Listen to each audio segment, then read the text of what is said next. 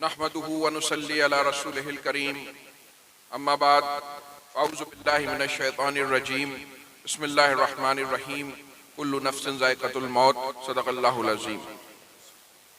हज़रात गिरामी, आइए सबसे पहले बारगाह रिसालत माब सल्लल्लाहु ताला अलैहि वसल्लम में दुरूद पाक का नजराना पेश कर लिया जाए। पढ़िए अल्लाहुम्मा सल्लि अला सय्यिदना व मौलाना मुहम्मदिन मादिल जूदि वल करमी व आलिहि व बारिक व सल्लिम सलातु व सलामुन अलैका या रसूलल्लाह सल्लल्लाहु ताला अलैहि वसल्लम।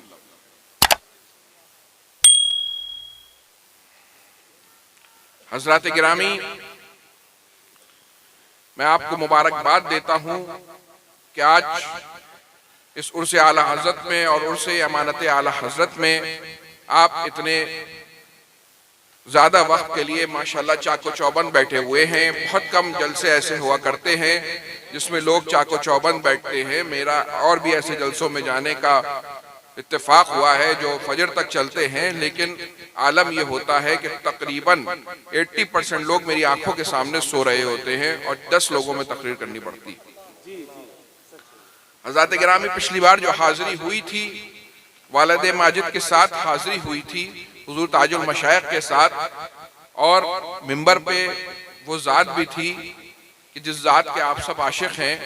हुजूर अमानत आला हज़रत हज़रत कारी अमानत रसूल साहब रहमतुल्लाह ताला अलैह की ज़ात भी यहाँ मौजूद थी, और आज भी मेरा यकीन है कि उनकी रूह यहाँ मौजूद होगी और बहुत खुश हो रही होगी कि उनके लायक शहजादे ने किस तरीके से आज भी उलमा इकराम और मशाइख अज़ाम की एक अंजुमन सजा रखी।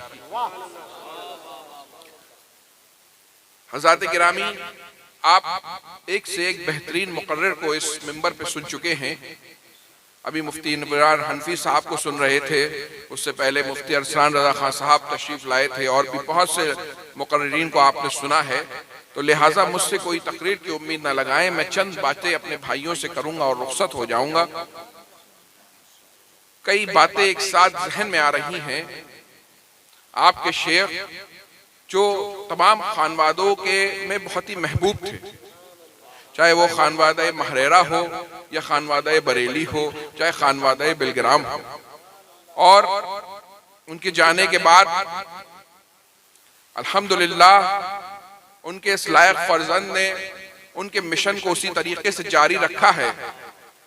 आज हम इन्हें देख रहे हैं और मुझे बड़ी खुशी हो रही है, और मैं इन्हें भी मुबारकबाद देता हूं और आपको भी मुबारकबाद देता हूं और उलमा और मशाइख को, इनके तमाम साथियों को मुबारकबाद देता हूं कि गो के ज़ाहिरी आंखों से कारी अमानत रसूल साहब हमसे पर्दे में चले गए हैं, लेकिन अपना शहजादा हमें दे गए हैं। और उनके जाने के बाद जब मैं आया, देखिए जो बड़े खानवादे होते हैं, महारेरा शरीफ है कि चौचा शरीफ है, अजमेर शरीफ है, वहां पर जो है उन बुजुर्गों की वजह से भीड़ लगती रहती है, सालों साल सदियों सदियों लगती रहती है। लेकिन जब किसी शख्स ने अपनी मेहनत से काम किया होता है इस जनरेशन में, और उसके जाने के बाद भी इस तरीके का समा बना हो कि जुग दर जुग लोग आए, तो इससे नए आदमी आने वाले को पता चलता है कि उस शख्सियत ने किस तरीके से काम किया था। सींचा है इसे खून से उन तशना लबों ने, तब जाके इस अंदाज का मैखाना बना है। और उनके बस आप बैठे मेरे भाई, और कोई नजराना पेश न करें, अभी मेरी बातें सुने। और उनके जाने के बाद भी जिस तरीके से उनके फर्जंद ने, इनकी उम्र बहुत कम है, इनको अभी चंद साल पहले हमने बिना दाढ़ी के देखा है, और उनके साथ ये तमाम स्टेजों पे जाया करते थे और वो इनको आगे बढ़ाते थे और इनसे तिलावत कराते थे और कसीदा पढ़वाया करते थे, गोया कि वो इनकी ट्रेनिंग कर रहे थे। और अगर किसी का वालिद कब उम्र में चला जाए, अल्लाह की मर्जी होती है, वही बेहतर जानता है कब किसका जाना बेहतर है। उसके बाद इस तरीके से इन्होंने संभाला है, और इनके भाई जैसे बहनोइयों ने इनका साथ दिया है, इनके साथियों ने, इनके वालिद के खुलफा ने, असातिज़ा ने और उलमा मशाइख ने जिस तरीके से इन पे मोहब्बतें निछावर की हैं।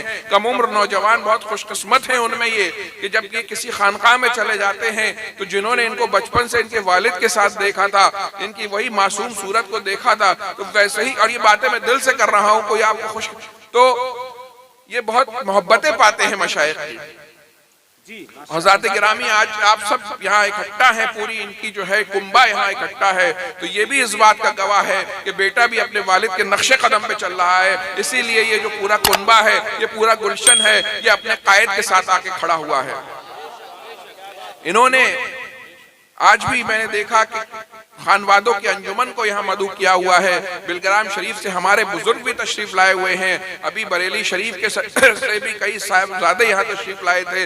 महरेरा शरीफ वाले भी अपनी मोहब्बतें देने के लिए आए हुए हैं, और भी कितने मशाइख यहाँ मौजूद हैं। उलमा की ऐसी अंजुमन मौजूद है कि इनमें से एक भी आ जाए तो लोग तकरीर सुनने के लिए जो है मजमे इकट्ठे हो जाया करते हैं इस तरीके से। और हमने देखा कि किस तरीके से अभी न जाने कितने बच्चों की यहाँ दस्तार हमारी आंखों के सामने हुई है।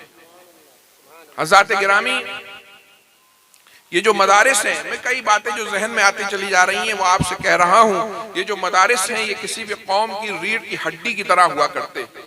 जिस तरीके से किसी इंसान के बदन में रीढ़ की हड्डी हुआ करती है, यानी बड़े से बड़ा पहलवान के अगर रीढ़ की हड्डी में चोट लग जाए तो वो जमीन से आ लगता है, उसी तरीके से ये मदारिस और मकातिब हुआ करते हैं जो किसी भी कौम में रीढ़ की हड्डी की मानिंद हुआ करते हैं। तो पूरी कौम को चाहिए कि अपनी इस रीढ़ की हड्डी को मजबूत रखे, उसका ख्याल रखे। जब तक ये मदारिस मौजूद हैं, हम मौजूद हैं, हमारे ईमान की हिफाजत है, हमारी जान की हिफाजत है, हमारे दुकान और मकान और इज्जत और आबरू की हिफाजत है। देखा गया है कि यूरोप में जिन मुल्कों से मदारिस रुखसत हो गए, चंद सालों बाद इस्लाम भी रुखसत हो गया। तो हमने देखा कि माशाअल्लाह हुफ़ाज़ इकराम और क़ुराए-ए-ज़ाम की यहाँ पे जो है दस्तार हुई है। बहुत मुश्किल होता है कुरान पाक को हिफ्ज़ करना, अपने सीने में सवा लेना। मैं सलाम करता हूँ उन माओं और उन बापों को और उनके नाना नानियों, दादा दादियों को, उन असातिज़ा को कि जिन्होंने मेहनत से अपने बच्चों, खुसूसन इन बच्चों को जिन्होंने अपने सीने में इस अजीम किताब की हिफाजत की है।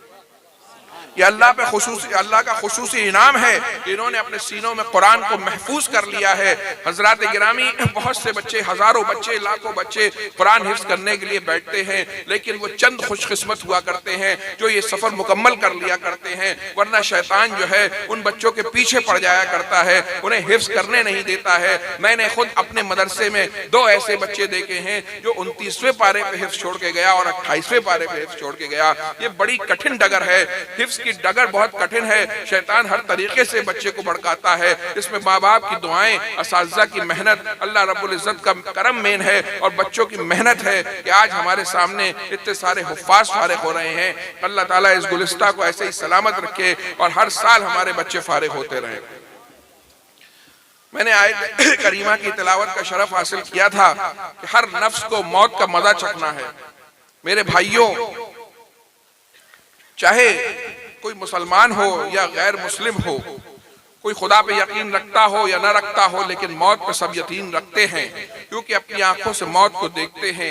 और ये एक ऐसी चीज है कि जिसका मजा सबको चखना है। अमीर से अमीर इससे बच नहीं सकता, सबसे बड़ा डॉक्टर, अस्पतालों का मालिक भी इससे नहीं बच सकता है और ताकतवर पॉलिटिशियन भी इससे नहीं बच सकता है। सबको एक दिन आना है कि अपनी मौत से गुजरना है। आला हजरत फरमाते हैं कि हाय गाफिल, वो क्या जगह है जहाँ 5 जाते हैं 4 फिरते हैं। हज़रात गिरामी, अक्लमंद इंसान वही हुआ करता है कि जिस चीज से बचा ना जा सके उसकी तैयारी किया करता है। पहले तो मैं ये कह दूं कि आज साहिब सज्जादा ने जो उसमें मैसेज दिया है, यकीन मानिए वो इतना बेहतरीन मैसेज है कि वो कई घंटों की तकरीरों पे भारी है। अगर हम उस पर अमल कर लें तो इंशाअल्लाह कामयाबी के दरवाजे खुल जाएंगे। और हमारे उर्सों में इसी तरीके के मैसेज दिए जाने चाहिए। आराज जो है वो इख्तलाफात के अखाड़े नहीं हुआ करते, वो सुन्नी उलमा की, सुन्नी मशाइख की इज्जतें उछालने की जगह नहीं हुआ करती हैं, बल्कि ये कौम की इस्लाह के लिए हुआ करते हैं। वही आराज कामयाब हुआ करते हैं, वही जलसे कामयाब हुआ करते हैं जिसमें जो है ऑर्गेनाइजर्स ये कोशिश करें कि बंदा जो है खुदा से मिल जाए, रसूल पाक से मिल जाए, जिसमें अल्लाह और रसूल के रास्ते पे लगा दिया जाए, वही कामयाबी होती है। यही अंबिया और रसूल के आने का मकसद था, यही औलिया-ए-ज़ाम का मकसद है, यही उलमा इकराम का मकसद हुआ करता है। ये जो लाखों रुपए खर्च करके अवाम आती है, हर आदमी के पैसे खर्च होते हैं, सबके मिला लिए जाए तो लाखों करोड़ों खर्च हो जाया करते हैं। ये घंटे शामियाने सजाए करते हैं, जाया करते हैं, हजारों लोग लोगों का 3-3, 4-4 घंटा लिया जाए तो आप सोचिए हजारों घंटे हो जाएंगे।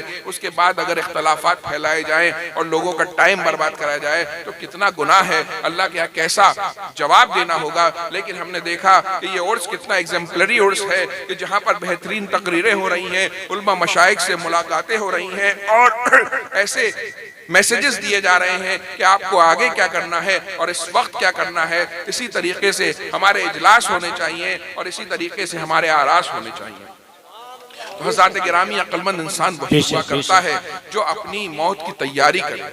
इस्लाम का बहुत अहम शोबा है फिक्र आखरत, और फिक्र आखरत एक ऐसी कुंजी है कि अगर इंसान फिक्र आखरत के लिए फिक्र करने लगे तो उसकी जिंदगी जो है संवरती चली जाती है। जिस तरीके से एक बच्चा नीट की तैयारी करता है, हमारे बहुत से बच्चे नीट की तैयारी करते हैं, IAS की तैयारी करते हैं, तो वो जो है अपनी टेबल पे लिख लिया करता है कि इस दिन मेरा इम्तिहान है और मुझे तब तक तैयारी करनी है। वो ना इधर दिल लगाता है ना उधर दिल लगाता है, बल्कि अपने मकसद के आगे बढ़ने की सोचता रहता है। इसी तरीके से मेरे भाई, हम लोगों को जो यहाँ भेजा गया है एक पर्टिकुलर वक्त के लिए भेजा गया है। चंद सालों की जिंदगी है, कोई 50-60 जीता है, कोई 60 साल जीता है, ज्यादा से ज्यादा कोई 80-90 साल जी लेता है। उसके बाद सबको इस दुनिया से लौट के जाना है। वक्त हो तो बता दीजिएगा। तो मेरे भाई, अक्लमंद वही है जो उसकी तैयारी करे, क्योंकि उससे जो है मौत से भागा नहीं जा सकता है। तो अगर जिस तरीके से हम एक मुसाफिर की तरह हैं, और जब एक मुसाफिर कहीं जाता है, हमारे पीलीभीत से कोई भाई अगर सफर करके लखनऊ जाए या दिल्ली जाए या बम्बई जाए, तो वो एक ट्रक भर के सामान नहीं ले जाएंगे, अपनी घर की अलमारियां नहीं ले जाएंगे, जो है बड़े बड़े तोशादान नहीं ले जाएंगे, बल्कि एक अटैची में चंद जोड़े रख के जाएंगे। रास्ते में सबसे रिश्तेदारी और दोस्ती नहीं बनाएंगे, बल्कि चंद लोगों से ताल्लुकात पैदा करेंगे, जाएंगे, अपना बिजनेस या पढ़ाई का मकसद हासिल करेंगे और वापस आ जाएंगे। इसी तरीके से इस दुनिया में दिल लगाने की ये जगह नहीं है।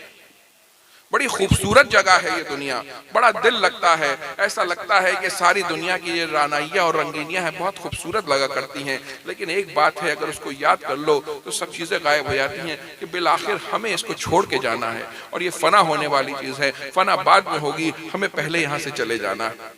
जब हमारी फिक्र ये होगी, जब हमें ये बात याद रहेगी, हम अपनी मौत को याद रखेंगे, तो हमें ये बड़ी से बड़ी जो है गुनाह की चीज़ें, ये बड़ी से बड़ी रानाइयाँ, ये अच्छी नहीं लगेंगी। हज़रात गिरामी, अक्लमंद इंसान वही हुआ करता है जो दुनिया से अपना हिस्सा तो ले जितना कि उसके लिए है, और अपनी मौत की तैयारी करता रहे, मुस्तकिल अपनी मौत की तैयारी करता रहे, अपने लिए तोशे आखिरत जमा करता रहे। वही कामयाब मुसाफिर है। अगर हम इस दुनिया से जाने का वक्त आ गया, जो हमें मालूम भी नहीं है कि कितने साल बचे हैं, कितने महीने बचे हैं, कितने दिन बचे हैं, कितने सेकंड बचे हैं, और अगर वो वक्त आ गया और हमारे पास कुछ अमाल ना रहे, लोगों के पास सही अकीदे ना रहे, तो क्या बनेगा। तो अक्लमंद इंसान वही है जो अपने मौत की तैयारी करता जाता है। कैसे खूबसूरत, मुझे दीनो मिल्लत ने इस शेर को मैं दोबारा पढ़ देता हूँ कि हाय गाफिल वो क्या जगह है जहाँ 5 जाते हैं 4 फिरते। हज़रात गिरामी, हमें अगर हम अपनी फिक्र आखिरत को अपने सामने रखें और हम हर अपने एक्शन को उसके हिसाब से चलें। देखिए, इंसान एक बिजनेस करता है, एक अपने कैरियर का प्लान बनाता है, तो सबसे पहले अपने मिशन विजन को सामने रखता है, उसके मुताबिक अपने एक्शंस किया करता है। तो अगर हमारी आखिरत हमारे सामने हो, उसके हिसाब से हमारे एक्शन हो, तो हमारे तमाम एक्शन सुधरते चले जाएंगे, क्योंकि हमें मालूम हो जाएगा कि हो सकता है आज हम कुछ हराम कर लें, कुछ हराम कमा लें, लेकिन बिलाखिर अल्लाह के यहाँ जवाब देना है।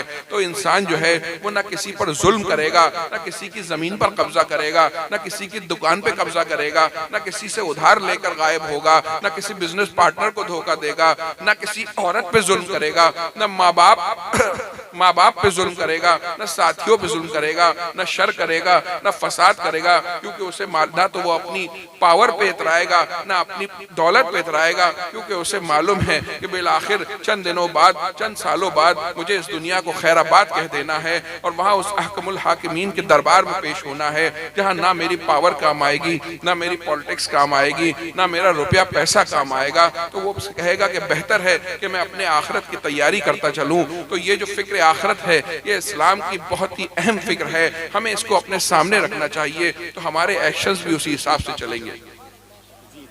और हज़रात गिरामी, इस दुनिया से कामयाबी का जो एक तरीका ये है कि हमें ज़रूरी इल्म दीन हासिल करना चाहिए। हमारी खानका का नारा है कि आधी रोटी खाइए, बच्चों को पढ़ाइए, सबसे पहले फर्ज उलूम सिखाइए। हम चाहे डॉक्टर हो जाएं, चाहे इंजीनियर हो जाएं, चाहे वकील हो जाएं, चाहे मीडिया पर्सन हो जाएं, लेकिन अगर हमने अपना जरूरी दीन नहीं सीखा तो हमारी जिंदगी रायगा।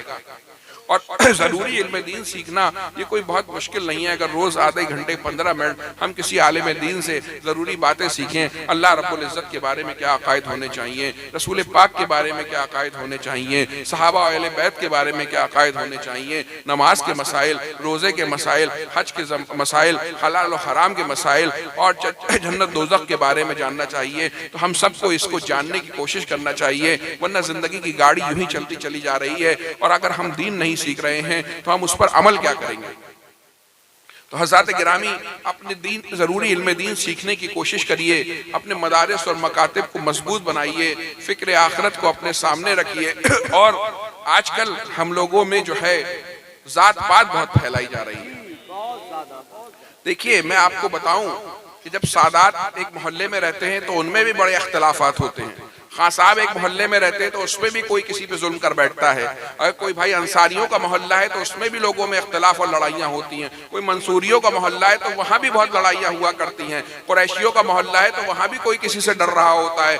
जहाँ जहाँ लोग बसते हैं आपस में लड़ाइयाँ होती हैं। और तारीख में ऐसा भी होता है, कोई मजबूत होता है तो कोई कमजोर होता है, उस पर जुल्म करता है। कभी कभी लोग अपने भाइयों पे, सगे भाइयों पे जुल्म कर बैठते हैं, अपनी बीवियों पे जुल्म करते हैं, अपने माँ बाप पे जुल्म करते हैं। तो ये हकीकत है कि बहुत से पसमानदा